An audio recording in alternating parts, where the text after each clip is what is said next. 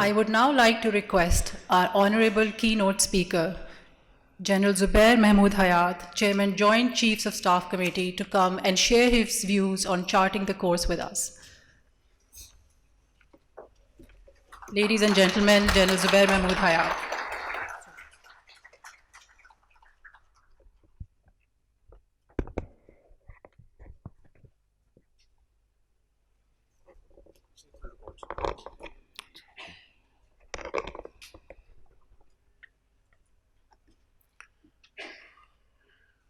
أعوذ بالله من الشيطان الرجيم بسم الله الرحمن الرحيم Shafkat Mahmood Saab, Aswar Saab, Ali Saab, ladies and gentlemen, excellencies, Assalamu alaikum. I feel privileged once again to be part of this forum, my third time to do so in a very quick succession.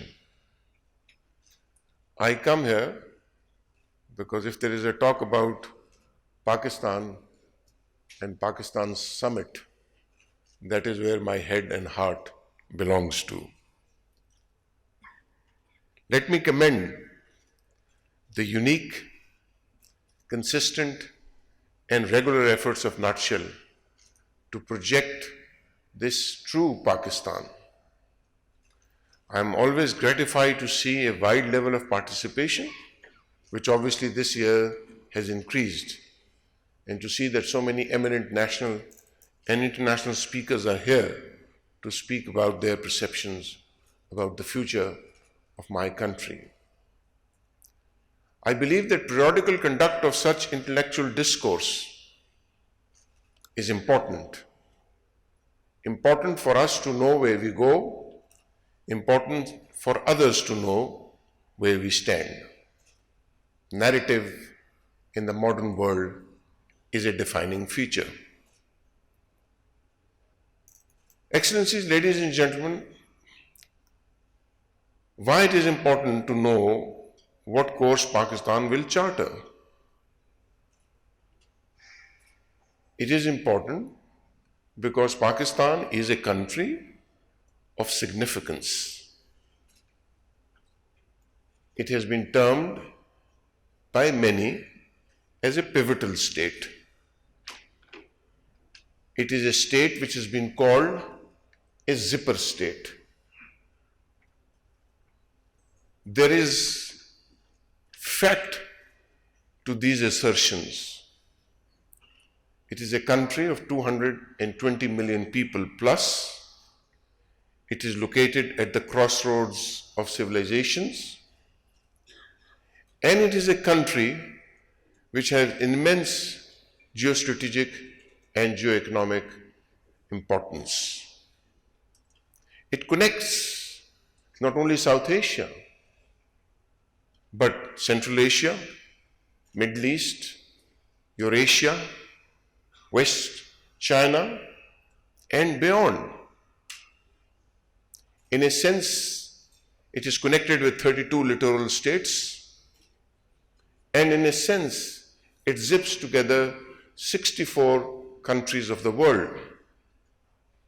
It is therefore a state of significance. And therefore, the course that Pakistan charters is not only important for itself, but well beyond, not only in the region, but also beyond the region. That is the significance of the course that we define for ourselves and its impact that it will have on the others. Now, with this premise, let me share my thought on how the global landscape is transforming, because that is where we start to get impacted as far as our future course is concerned. What I see around is a renewed degree of great power competition. This literally has engulfed the world. There is a diffusion of power, and there are new players that are emerging. And it is within this diffusion of power and emergence of new players that Pakistan has to charter its own course. I see great power contestation taking place between existing and emerging powers. And this is a difficult time in history when you have to balance between the existing balanced powers and emerging powers.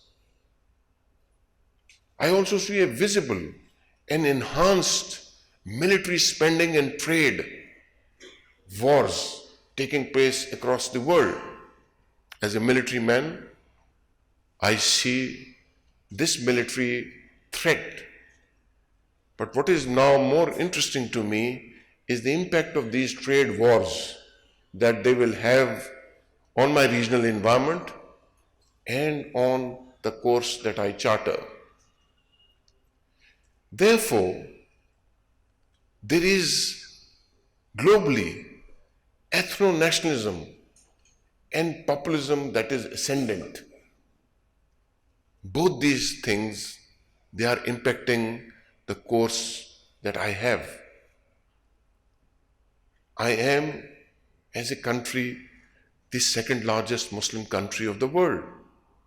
And therefore, if in the world there is Islamophobia that is being propelled by vested interest, that has to impact the way I look to the world and the way the world looks at me. There is a revision of international norms. The so-called global rule-based order is giving way to what you can at best call innovative means of coercion and lawfare. The erstwhile and open conflicts are transforming into grey hybrid domains which are non-conventional and less kinetic. And it is in this turbulent waters that I charter my course. The conflicts are no longer military or state. They in fact involve all elements of national power.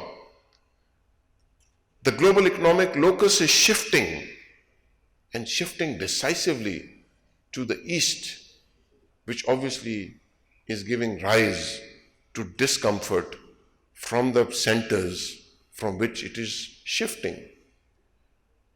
And it is in my neighborhood that the center of gravity of these shift is taking place. So it is not by my fault, but by default, that the course that I charter passes through these very trajectories of this global shift in the balance of power. Now let me shift a little bit to the regional environment.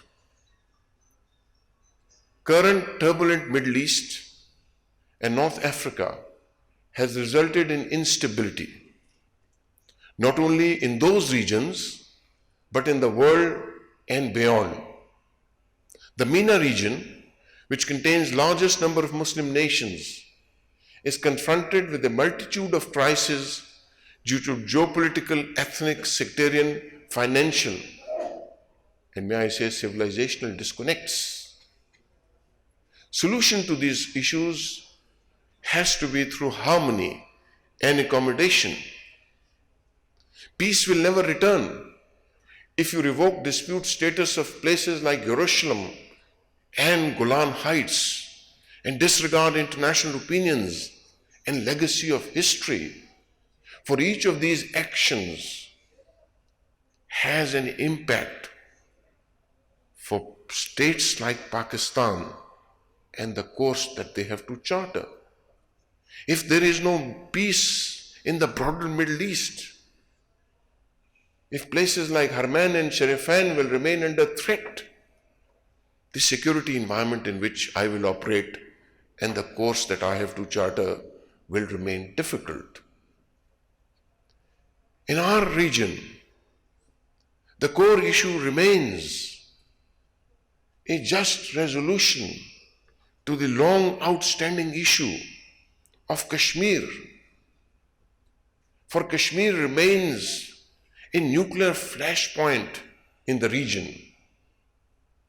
It is a human tragedy, a moral crisis that people of Kashmir have been denied the right of their self-determination for nearly 70 years, a right that is so fundamentally enshrined in the human values and also granted by the United Nations.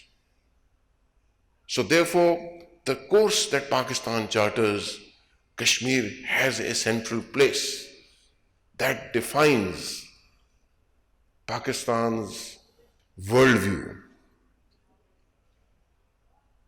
When we look at the human rights report that has come out on Kashmir, the All Parties Parliamentary Kashmir Group reports, the OIC reports, the recently emerged EU report,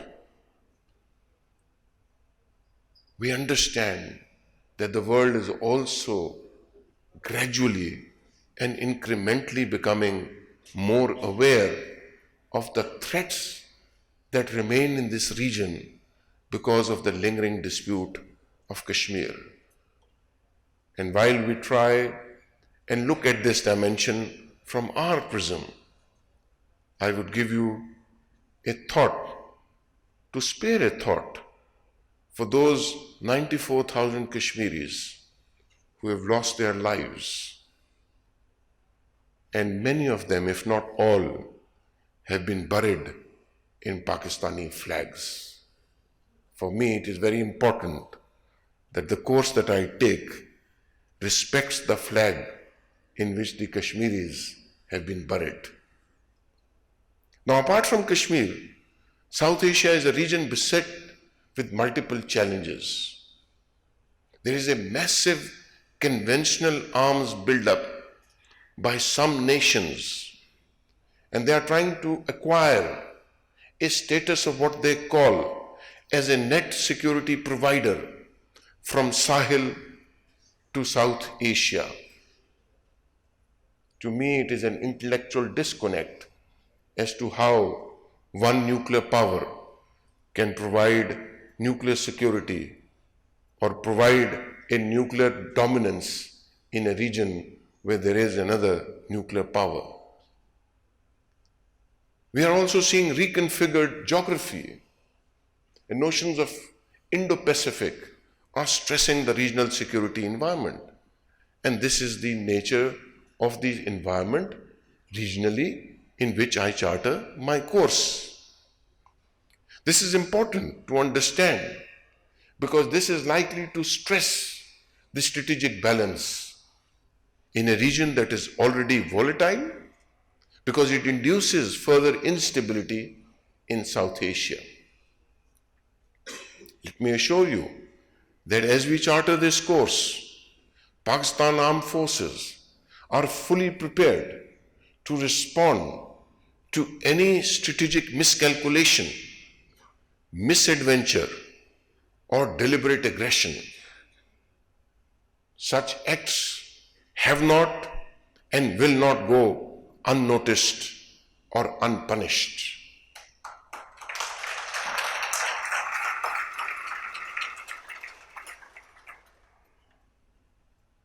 I just recall what recently Dr. Mahathir Mohamad, the Prime Minister of Malaysia, has said after his visit to Pakistan about the armed forces of Pakistan.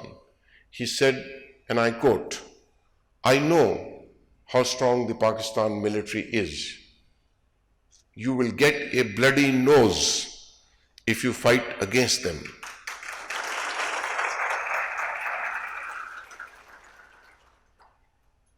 With regard to Afghanistan, Pakistan knows that the course that it has to follow, there has to be a closure to the Afghan conflict.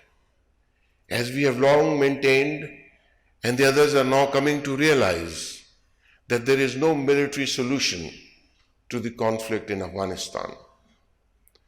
On our part, Pakistan has facilitated the opposing forces to the negotiating table. We have done our bit. It is now for others to do their bit so that peace and stability can return to Afghanistan. Pakistan is fully committed to and shares the end state of a peaceful and stable Afghanistan that denies space to any terrorist network, including Al-Qaeda and Daesh, but also denies space to any hostile intelligence agencies that use that soil to operate against Pakistan. It is important for me for the course that I take. Pakistan therefore wants the recent peace initiatives to succeed, to find a lasting political settlement in Afghanistan. It is, after all, a political problem. It is not a military problem, and therefore it only has a political solution and not a military solution. Excellencies, ladies and gentlemen, after Pakistan's independence, we have charted a course. This course was based upon a realization, as I said, that we are a pivot of civilizations, cultures, geoeconomy, geopolitics, and regional connectivity. In this course, we may have made mistakes, but today we stand at a threshold where I believe there are more opportunities that present to us than challenges. I know this is not what the mainstream thought might be, but this is what my experience tells me, and this is what my conviction is. I see Pakistan in its course becoming an important member of the Shanghai Cooperation Organization, of a reactivated SARC when it does, of D8, of OIC, of ECO, and others. I'm pleased to see that Pakistan has played an important role. It has been elected to the United Nations Security Council on 7 occasions, and it has played a positive role for shared human values, peace and security regionally as well as internationally. Let me give you an example, and that will tell you the course that I intend to follow: regional peace and contributing towards global peace. Since 1960, over 200,000 Pakistani personnels have served with professional pride in 44 United Nations missions in 26 countries for peacekeeping. And in doing so, over 160 Pakistani peacekeepers have laid down their lives in the cause of world and global peace. Even today, there are more than 6,000 uniformed personnel who are employed in the United Nations peacekeeping missions. It is very exciting for me in the course that I'm taking to see a resurgence, a focus on the maritime domain. Now, Pakistan has for many times remained at the forefront of a multilateral effort for protection of global commons. Pakistan Navy has had the singular honor of commanding multinational task forces on many occasions, a task that it is even performing today.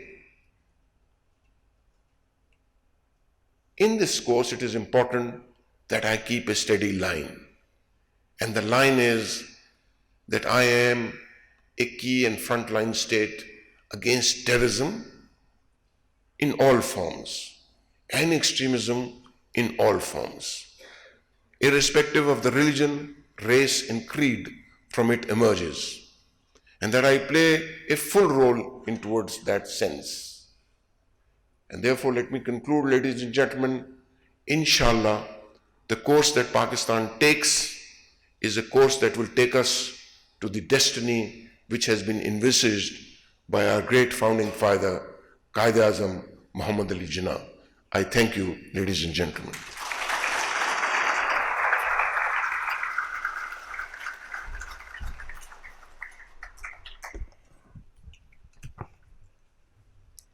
Thank you, General Saab, for sharing with us the geopolitical and economic challenges that Pakistan needs to navigate to charter the course. I speak on behalf of everyone when I say we are with you in propelling our nation onto the road to prosperity. General Saab, due to prior commitments, will not be able to stay with us throughout the day, and he will be leaving shortly. May I request Ali and Asfar to please come forward, and also Mr. And General Saab as well, so that we can present a token of appreciation to General Saab. Thank you.